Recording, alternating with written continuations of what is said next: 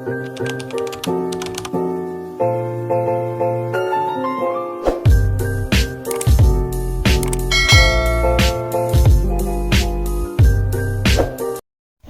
teman-teman, di video kali ini kita akan membahas mengenai pengertian dari enzim, sifat-sifat enzim, karakteristik enzim, dan juga penggolongan enzim. Sebelum ke pembahasannya, like, komen, dan subscribe channel ini dulu ya, terima kasih. Nah, sebelum kita mengetahui lebih dalam enzim, kita harus mengetahui terlebih dahulu sejarah dari enzim. Enzim dikenal sebagai protein oleh Sumner pada tahun 1926 yang telah berhasil mengisolasi urease dari tumbuhan kara pedang. Urease adalah enzim yang dapat menguraikan urea menjadi CO2 dan NH3. Beberapa tahun kemudian, Northrop dan Kimmitt dapat mengisolasi pepsin, tripsin, dan kenoptrisin. Kemudian makin banyak enzim yang telah dapat diisolasi dan telah dibuktikan bahwa enzim tersebut ialah protein. Pada slide pertama ini dikatakan, enzim itu adalah biokatalisor yang dalam konsentrasi kecil dapat memacu reaksi tanpa merubah kesetimbangan reaksi. Nah, apa itu biokatalisor? Biokatalisor adalah enzim alami yang mempercepat reaksi kimia dalam tubuh tanpa merubah bentuk. Nah, enzim itu sifatnya termolabil atau zat yang tidak tahan panas dan memiliki permukaan yang lebar. Reaksi enzim yang ada di katalisis ini dapat berlangsung sangat cepat ya teman-teman. Slide berikutnya yaitu sifat-sifat enzim. Adapun sifat-sifatnya yaitu yang pertama, enzim merupakan biokatalisor yang dalam konsentrasi kecil dapat memacu laju reaksi tanpa merubah keseimbangan reaksi. Kedua yaitu enzim bersifat termolabil, hidrofil, dan memiliki permukaan yang lebar. Ketiga, reaksi yang dikatalisis enzim dapat berlangsung sangat cepat. Setiap molekul enzim dapat digunakan berulang-ulang. Keempat, enzim dapat bekerja di dalam sel atau endoenzim dan di luar sel atau ektoenzim. Kelima, umumnya enzim bekerja mengkatalisis reaksi satu arah, meskipun ada enzim yang mengkatalisis reaksi dua arah, seperti enzim lipase yang mengkatalisis pembentukan dan penguraian lemak. Keenam, enzim bekerja secara spesifik karena sisi aktifnya. Selanjutnya yaitu karakteristik enzim. Yang pertama, efek suhu terhadap aktivitas enzim. Aktivitas enzim akan bertambah dengan naiknya suhu sampai tercapainya aktivitas optimum. Kenaikan suhu lebih lanjut akan mengakibatkan menurunnya aktivitas enzim dan pada akhirnya merusak enzim. Yang kedua, efek pH terhadap aktivitas enzim.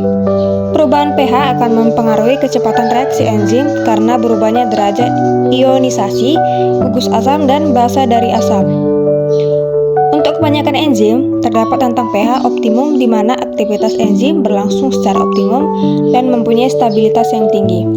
Yang ketiga, efek konsentrasi enzim terhadap aktivitas enzim. Pada enzim-enzim dengan derajat kemurnian tinggi, terdapat suatu hubungan linear antara jumlah enzim dan taraf aktivitas pada batas-batas tertentu. Konsentrasi enzim pada umumnya sangat kecil bila dibandingkan dengan konsentrasi substrat.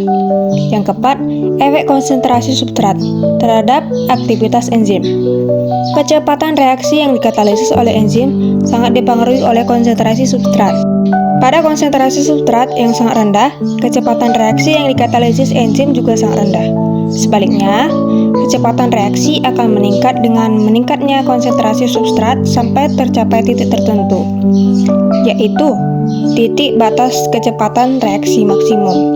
Yang kelima, efek aktivator, inhibitor, dan kofaktor terhadap aktivitas enzim. Aktivitas katalitik enzim dapat dipengaruhi oleh aktivator atau bahan-bahan yang meningkatkan aktivitas enzim, dan inhibitor atau bahan-bahan yang menurunkan aktivitas enzim berdasarkan kinetikanya. Slide terakhirnya yaitu penggolongan enzim. Yang pertama, oksidoreduktase atau dehidrogenase atau oksidasi, yaitu mengkatalisis reaksi oksidasi reduksi seperti glukosa oksidase, dehidrogenase, dan pirufat hidrogenase. Yang kedua, transferase. Transferase mengkatalisis pemindahan suatu gugus tertentu seperti transmetilase, transaldolase, dan transketolase. Yang ketiga, hidrolase. Berperan dalam reaksi hidrolisis seperti protease, amilase, selulase, pektinase, dan maltase. Yang keempat, liase.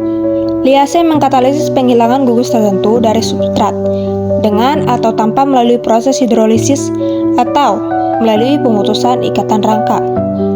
Contohnya, pirufat dekarboksilase. Yang kelima, isomerase. Adalah semua enzim yang mengkatalisis reaksi isomerisasi seperti alanin rasemase. Yang keenam, ligase. Ligase berperan dalam reaksi pembentukan ikatan kimia, termasuk diantaranya enzim-enzim yang mengkatalisis pembentukan ikatan CO, CS, CN, dan CC. Contohnya, tiokinase. Nah, itu dia tadi pembahasan kita mengenai enzim. Semoga video ini bermanfaat dan terima kasih yang sudah mampir dan menonton.